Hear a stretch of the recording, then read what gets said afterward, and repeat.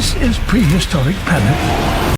Stop the cap. Stop the cap right now. Stop the cap. No bullshit, bro. Looked up to her and I was like, dinosaurs? That seems pretty fake and gay.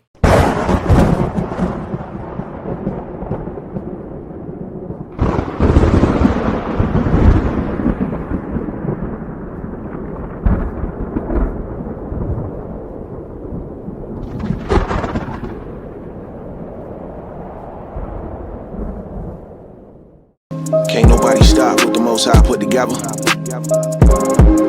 We gon' see. In times, serpents lurking, watchers watching, Yasharala stay on point. They lurking. We under the covenant, we ain't got no other choice. Gird your loins up, armor up, cause it's time for war.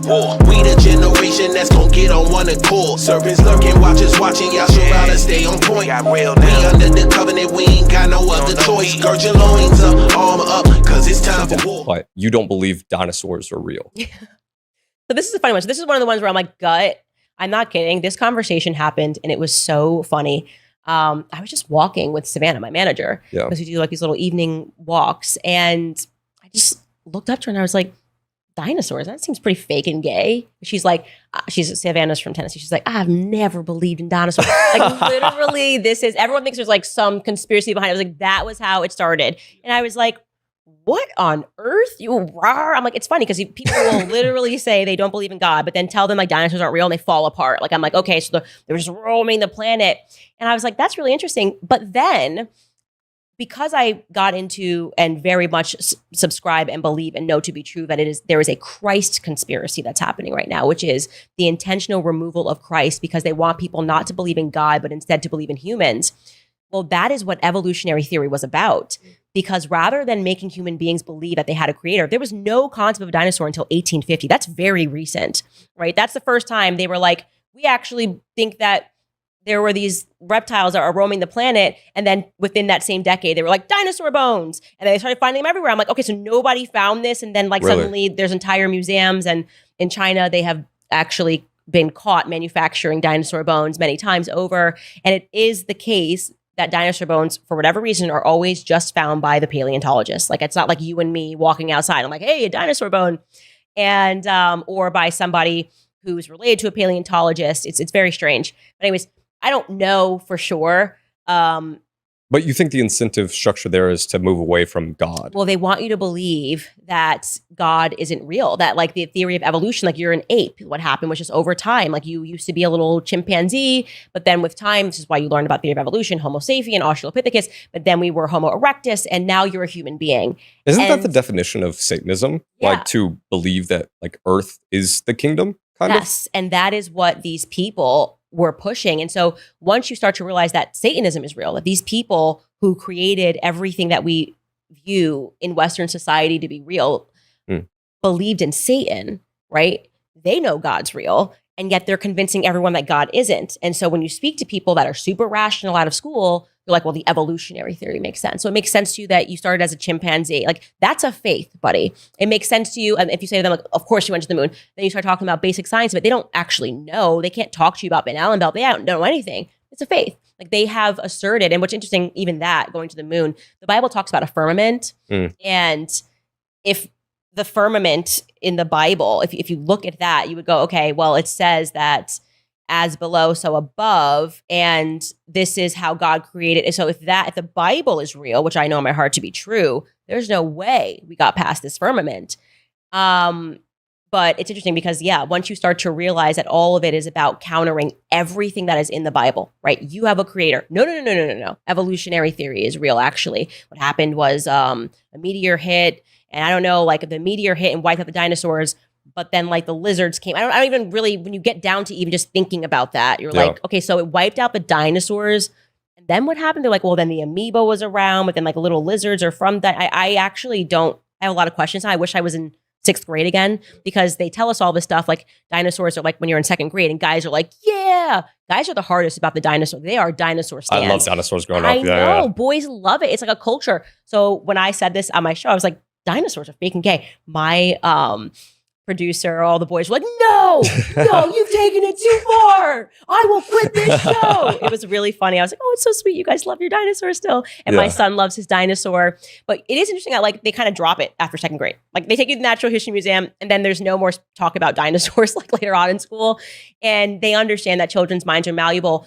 But when you get older, you might ask some questions. Like I would have a lot of questions now if I was sitting in second grade and they were like, and a great big meteor hit and then all the dinosaurs went away.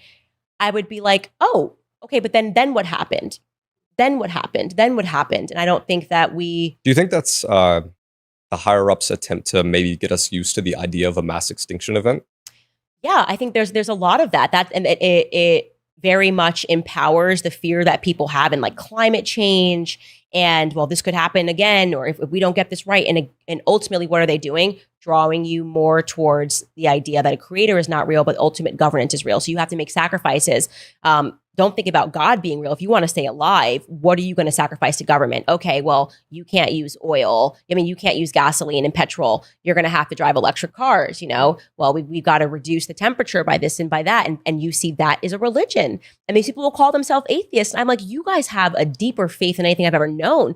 These people, when the government says mask up, save lives, let your parents die alone, they listen. Mm-hmm. I'm like, homie, okay, you believe in things that are so utterly absurd. I mean, during COVID, if the government had said, hop on one foot, that's the only way you're going to stay alive, you would have seen mofos. Like, I mean, the 6 feet thing was really funny. of course, like common sense, that just sounded stupid. And again, it's the intuition. Can I explain why that sounds stupid in scientific terms, science, which I think has become a faith? No, I just have this intuition. I think God gives you your intuition. That's the Holy Spirit, that this is really stupid. And yet you saw people get in line. So I believe that the cult of science, the people that deem themselves atheists, have just had this terrible thing happen where they have transferred their innate faith and they've given it to ultimate government. And that's what the government's all about. They want you to believe in the government for every solution in your life and not to know that you are a spiritual being. Yeah. God is real. You have a creator. You are going to meet your creator one day. And humans, you are not your own God. Candace. The class Dinosauria was originally defined by Sir Richard Owen of the Royal Society and Superintendent of the British Museum Natural History Department in 1842. Or, in other words, the existence of dinosaurs was first speculatively hypothesized by a knighted museum head coincidentally in the mid-19th century during the heyday of evolutionism, before a single dinosaur fossil had ever been found. The Masonic media and mainstream press worldwide got to work hyping stories of these supposed long-lost animals, and then, lo and behold, 12 years later, in 1854, Ferdinand van de Veer Hayden, during his exploration of the upper Missouri River, found proof of Owen's theory. A few unidentified teeth he mailed to leading paleontologist Joseph Leidy, who several years later declared them to be from an ancient, extinct Trachodon dinosaur, which, beyond ironically, means rough tooth. Firstly, it should be needless to say that it is impossible to reconstruct an entire hypothetical ancient animal based on a few teeth. But even more importantly, it is dubious that a myriad of ancient reptile, bird, and reptile mammal transitional forms necessary for the blossoming theory of evolution would be hypothesized and then conveniently discovered by teams of evolutionist archaeologists purposely out looking to find such fossils. And it is even more dubious that such fossils have supposedly existed for millions of years, but were never found by or known to any civilization in the history of humanity until evolutionism's Masonic Renaissance in the mid-19th century. David Wozni wrote, "Why are there no discoveries by Native Americans in all the years previous when they roamed the American continents? There is no belief of dinosaurs in the Native American religion or tradition. For that matter, why were there no discoveries prior to the 19th century in any part of the world? According to the World Book Encyclopedia, before the 1800s, no one ever knew that dinosaurs existed. During the late 1800s and early 1900s, large deposits of dinosaur remains were discovered. Why has man suddenly made all these discoveries? No tribes, cultures, or countries in the world ever discovered a dinosaur bone before the mid-1800s, and then they were suddenly found all over the world in North America, South America, Europe, Asia, Africa, Argentina, Belgium, Mongolia, Tanzania, West Germany, and many other places apparently had large deposits of dinosaur fossils never before seen.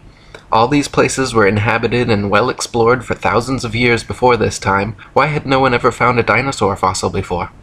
According to the book The Dinosaur Project, paleontological journalist Wayne Grady claims the period following this, from around 1870 to 1880, became a period in North America where some of the most underhanded shenanigans in the history of science were conducted.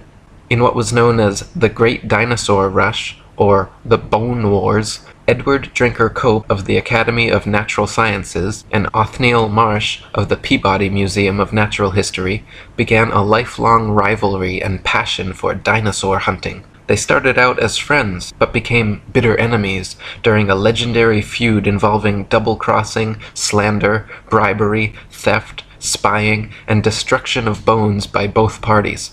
Marsh is said to have discovered over 500 different ancient species, including 80 dinosaurs, while Cope discovered 56. Out of the 136 dinosaur species supposedly discovered by the two men, however, only 32 are presently considered valid, as the rest have all proven to be falsifications and fabrications. None of them once claimed to find a complete skeleton either, so all their work involved reconstructions. In fact, to this day, no complete skeleton has ever been found, and so all dinosaurs are reconstructions. David Wozni wrote, "Discoveries and excavations seem not to be made by disinterested people such as farmers, ranchers, hikers, outdoor recreationists, building construction industry basement excavators, pipeline trench diggers, and mining industry personnel, but rather by people with a vested interest such as paleontologists, scientists, university professors, and museum organization personnel who were intentionally looking for dinosaur bones or who have studied dinosaurs previously. Finds are often made during special dinosaur bone hunting trips and expeditions by these people to faraway regions already inhabited and explored. This seems highly implausible. More believable is the case of the discovery of the first original Dead Sea Scrolls in 1947, which were unintentionally discovered by a child and which were all published by 1955. In some cases of a discovery of dinosaur bones by a disinterested person, it was suggested to them by some professional in the field to look or dig in a certain area. Also very interesting to note are special areas set aside and designated as dinosaur parks, for which amateur dinosaur hunters are required to first obtain a dinosaur hunting license. Whatever destination these establishment-funded archaeologists and paleontologists set, it seemed they found incredible numbers of fossils in tiny areas. In one of the largest dinosaur excavation sites, called the Ruth Mason Quarry, over 2,000 fossils were allegedly discovered. Casts and original skeletons assembled from these bones are currently on display in over 60 museums worldwide. Florentino Ameghino, head of paleontology at La Plata Museum, is amazingly responsible for 6,000 fossil species supposedly discovered throughout his career, all in Argentina. Dinosaur hunter Earl Douglas sent 350 tons of excavated dinosaur bones to the Carnegie Museum of Natural History throughout his career, all coming from the Dinosaur National Monument in Utah. During an expedition to Patagonia, Dr. Louis Chiappe and Dr. Lowell Dingus supposedly discovered thousands of dinosaur eggs at a site of only a few hundred square yards. Many experts have mentioned how such finds of huge quantities of fossils in one area by just a few highly invested individuals goes against the laws of natural probability and lends credence to the likelihood of forgeries or concentrated planting efforts. David Wozni wrote, "Dinosaur bones sell for a lot of money at auctions. It is a profitable business. There is pressure for academics to publish papers. Museums are in the business of producing displays that are popular and appealing. Movie producers and the media need to produce material to sell to stay in business. The mainstream media loves to hype alleged dinosaur finds. much is to be gained by converting a bland, non-dinosaur discovery of a bone of modern origin into an impressive dinosaur find and letting artists' interpretations and imaginations take the spotlight rather than the basic, boring, real find. There are people who desire and crave prestige, fame, and attention. There is the bandwagon effect and crowd behavior. And then there are people and entities pursuing political and religious agendas. Highly rewarding financial and economic benefits to museums, educational and research organizations, university departments of paleontology, discoverers and owners of dinosaur bones, and the book, television, movie, and media industries may cause sufficient motivations for ridiculing of open questioning and for suppression of honest investigation. The fact that T-Rex bones have sold at auctions for upward of $12 million shows how lucrative the field of dinosaur hunting can be, and it just happens to be museum officials who serendipitously seem to make the most prolific finds. The first dinosaur to ever be publicly displayed was the Hadrosaurus folci at Edward Drinker Cope's Academy of Natural Sciences in Philadelphia. The bones were co-discovered by Joseph Leidy, Cope's esteemed professor, and the man responsible for the Trachodon Toothosaurus. The original Hadrosaurus reconstruction, which is still on display today, shows a huge plaster-cast bipedal reptile standing upright, using its tail as a third leg. What few people know, however, is that no skull was ever discovered and no original bones were put in the public exhibit. David Wasney wrote, "A visual and a sculptural artist were promptly hired to invent a skull, and from the illustrations of another artist, who had depicted the iguanodon, the two artists drew the same face for the Hadrosaurus folci. The people involved could now technically defend the existence of this dinosaur if someone were to ask. The stunt worked out so well and fooled the public so thoroughly that they could later change the head of the creature without anyone noticing. To this day, Hadrosaurus folci is on display at the Academy of Natural Sciences in Philadelphia. The bones are said to be kept behind heavy closed doors, but a plaster copy is exhibited in their place. So we learn of an iguana skull being substituted for the skull of a dinosaur on display. What was the public told at the time? What are we not being told today? What we are not being told is that this is the rule and not the exception. To this day, not a single complete skeleton of any dinosaur has ever been found. All the museum displays, models, mannequins, cartoons, and movies of prehistoric monsters you have ever seen are all imaginative reconstructions based on incomplete skeletons arranged in a manner paleontologists believe to be most realistic. Furthermore, the skeletons exhibited in museums are all admittedly intricate fabrications made of plaster, fiberglass, various epoxies, and other animal bones, not original fossils. When dinosaur bones are transported and prepared, they use strips of burlap soaked in plaster to jacket over the fossils. Then, after applying a tissue separator to keep the plaster from direct contact with the bone, the soaked burlap strips are laid on until it is totally encased in a protective, mummy-like coating ready for safe transport.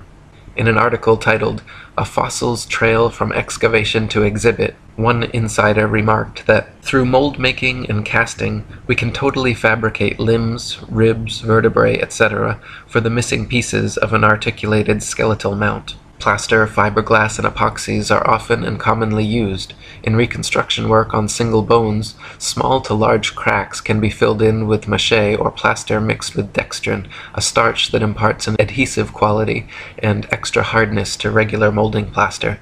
We've also had success using epoxy putties. Large missing fragments can be sculpted directly in place with these same materials.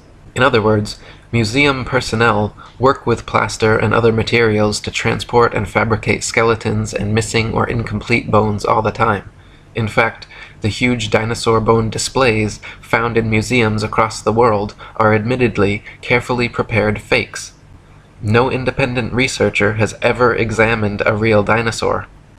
They claim all the actual fossils are kept in high security storage, but only a select few paleontologists are ever allowed to examine them, so the ability to ascertain their authenticity is kept from the general public. Robin Kofod wrote, "Most people believe that dinosaur skeletons displayed in museums consist of real dinosaur bones.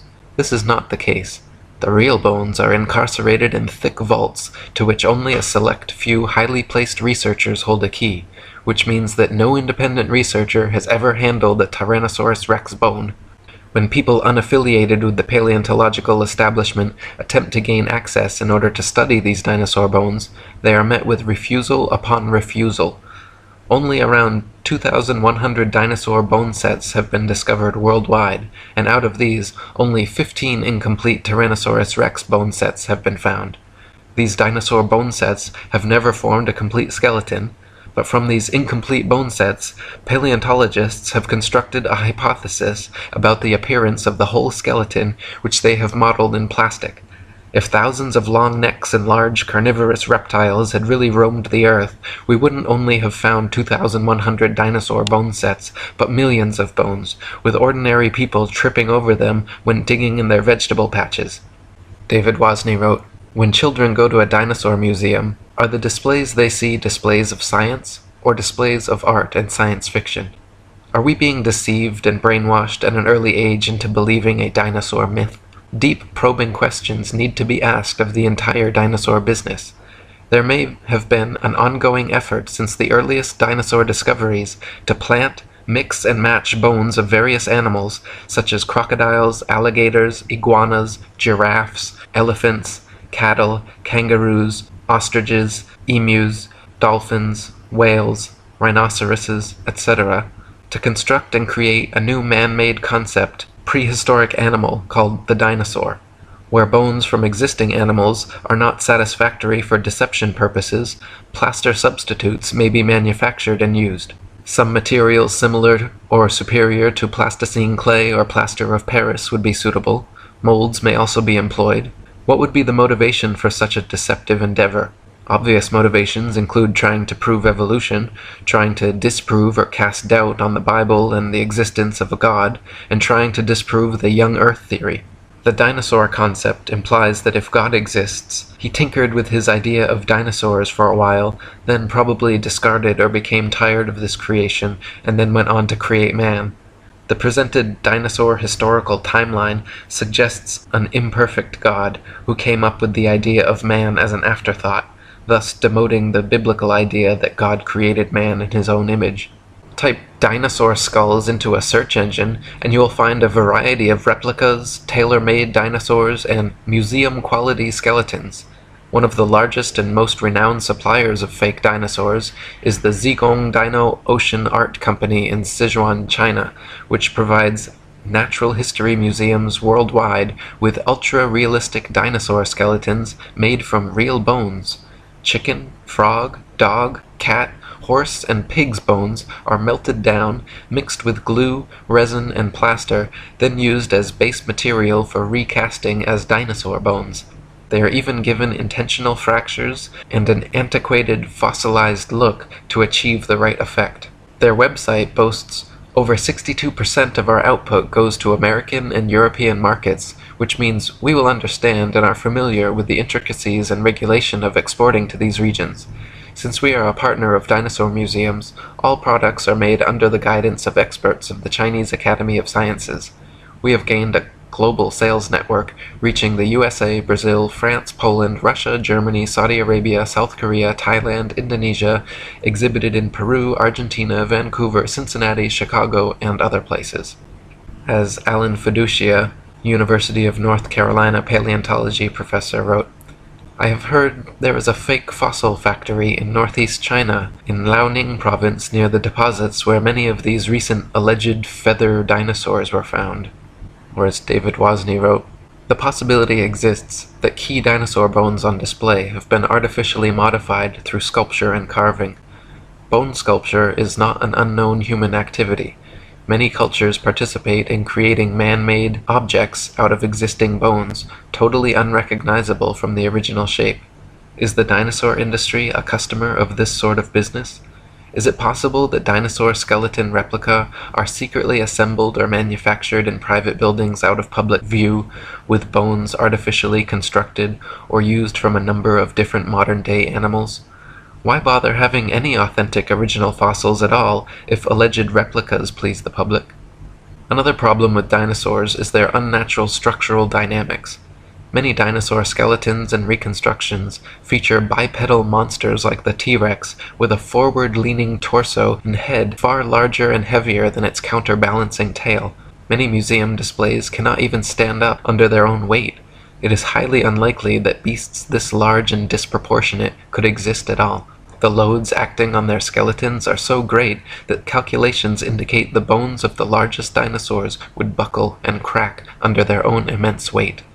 Experts have also pointed out that dinosaurs would have to have moved much slower than portrayed in movies to prevent sudden shocks to their skeletons. David Wozni wrote, "This idea of slow-moving animals does not agree with the biomechanical analysis of dinosaurs, which indicate that the dinosaurs were agile, active creatures. This is the paradox between the dinosaur's size and lifestyle. Many displays and drawings of dinosaurs appear to be an absurdity, showing a two-legged animal that would be totally off balance, with the weight of head and abdomen much greater than weight of tail, which is supposed to act as a counterbalance. Is the dinosaur industry a case of science trying to meet public desires or expectations? The movie Jurassic Park is an example of showing dinosaurs much larger than any current displays in museums. After the movie came out, it is interesting to note that many articles were written asking, "Is this possible?" I can recall a report of dinosaur DNA being discovered preserved in amber, which later turned out to be false. Robin Kofod wrote, "Overall, several millions of dollars have been spent promoting the existence of dinosaurs through movies, TV, magazines, and comics. The world of movies and paleontology are like Siamese twins. People's view on the existence of dinosaurs is based not on firm evidence, but on Hollywood-fixated artistic impressions. Documentaries colorfully illustrate each dinosaur's characteristics, like colors, weight, and muscle mass. But Don Lessam, advisor for Jurassic Park, admits that this is pure guesswork. Consider, for instance, the question of how much these dinosaurs weigh. Don Lessam says, "Scientists don't know how much dinosaurs weighed." Dinosaurs are presented to the public with colorful artistic reconstructions, drawings, models, mannequins, gigantic skeletons in museums, cartoons and movies showing these beasts in explicit detail, but the fact is, from the assigning and arrangement of bones in each species, to the impossible to discern soft tissue, skin, eyes, noses, color, hairiness, texture, etc., just like the many supposed ape-man species, all dinosaur reconstructions are 100% fictional fabrications created by invested and inventive evolutionists. They purposely present dinosaurs to children in the media to spark and bias their young imaginations toward their machinations. Cartoons like Ice Age and The Land Before Time, movies like Jurassic Park and Dinosaur Island, coloring books, dolls, plastic toys, elementary school textbooks, and huge displays in children's museums certainly have an effect on budding young minds. National Geographic and the Ice Age movies were produced by Mason Rupert Murdoch's News Corp and 20th Century Fox. The Masonic production company Universal Studios created Jurassic Park and The Land Before Time. They are owned by Comcast, whose main shareholders are Masons, J.P. Morgan, and the Rothschilds. Discovery Channel, which features many dinosaur documentaries, is also financially advised by N.M. Rothschilds and Son Limited. Former paleontology student Michael Forsell claimed on a radio interview with leading paleontologist Jack Horner that he was a total fraud, fabricating evidence and perpetuating the myth of dinosaurs. He continued on saying, "I started my career in the field of paleontology only to leave my studies once I realized the whole thing was a sham. It's nonsense. Most of the so-called skeletons in museums are actually plaster casts. They even do it openly on documentaries now, preserving the bones my ass. I struggled as a student mainly because I could not tell the difference between a fossilized egg and an ordinary rock, and of course, there is no difference. I was treated like a leper when I refused to buy into their propaganda and promptly left the course. Dinosaurs never existed. The whole shebang is a freak show. They just grab a couple of old bones and form them into their latest Frankenstein's monster-like exhibit. We are all being fooled and it's wrong, but together we can stop it." Many claim that since dinosaur fossils have been radiometrically dated to be tens of millions of years old, that their authenticity is thus proven. The fact is, however, that the methods used to date dinosaur fossils involve not measuring the actual fossils, but the rocks near where they are found. Most fossils are found near the surface of the Earth, and if a modern-day animal were to die in the area, paleontologists would be likely to date them the same age. Dr. Margaret Helder, in her book Completing the Picture, a handbook on museums and interpretive centers dealing with fossils, she writes, "Scientists used to be very impressed with the potential of radiometric for coming up with absolutely reliable ages of some kinds of rocks. They do not feel that way anymore. Having had to deal with numerous calculated dates which are too young or too old compared with what they expected, scientists now admit that the process has many more uncertainties than they ever would have supposed in the early years. The public knows almost nothing about uncertainties in the dating of rocks. The impression that most people have received is that many rocks on Earth are extremely old and that the technology exists to make accurate measurements of the ages. Scientists have become more and more aware, however, that the measurements which the machines make may tell us nothing about the actual age of the rock." One of the main reasons that evolutionists needed the existence of dinosaurs was to answer the complicated problems present in the theory of evolution, including sea-dwelling animals evolving into land-dwellers, reptiles evolving wings, feathers, flying and becoming birds, as well as other reptiles evolving warm blood, live births, breasts, and becoming mammals, through their imaginary multi-million-year timeline and a variety of supposed transitional dinosaur forms.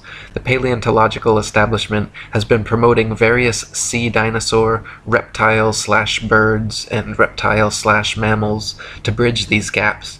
Many professionals and experts in the field have disputed such findings as often as they have been presented, however.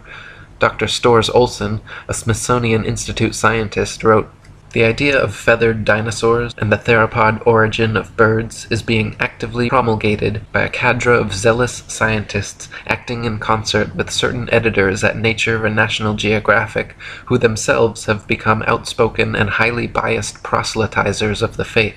Truth and careful scientific weighing of evidence have been among the first casualties in their program, which is now fast becoming one of the grander scientific hoaxes of our age. No authentic feathers have ever been found with dinosaur fossils, though a few exposed hoaxes certainly attempted to fake it. Dr. Olson called the adding of feathers to their findings hype, wishful thinking, propaganda, nonsense fantasia, and a hoax. In the 1990s, many fossils with feathers were supposedly discovered in China, suspiciously close to the Zhejiang Dino Ocean Art Company, but when examined, Dr. Timothy Rowe found the so-called Confuciusaurus was an elaborate hoax. He also found the Archaeoraptor, supposedly discovered in the 90s, was composed of bones from 5 different animals. When Dr. Rowe presented his findings to National Geographic, the head scientist reportedly remarked, "Well, all of these have been fiddled with." National Geographic then proceeded with their news conferences and media stories about the Archaeoraptor fossils being genuine and having found the missing link in evolution.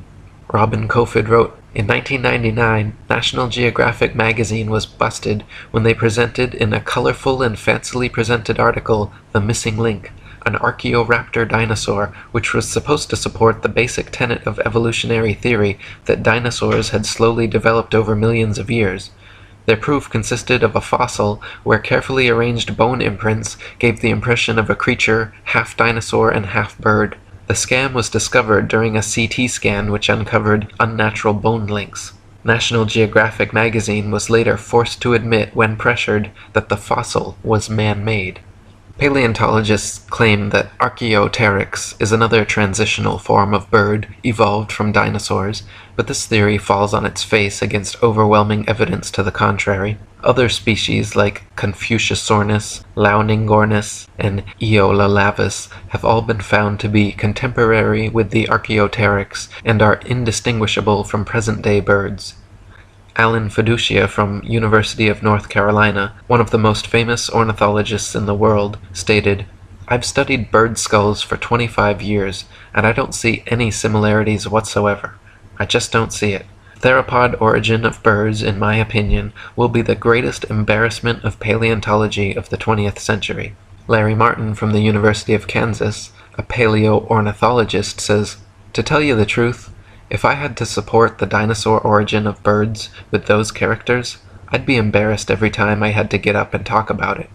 Even if dinosaurs did evolve into birds to fill their evolution gap, It does not explain how something like the common housefly could have evolved. Flies flap their wings simultaneously 500 times per second. Even the slightest dissonance in vibration would cause them to lose balance and fall, but this never happens.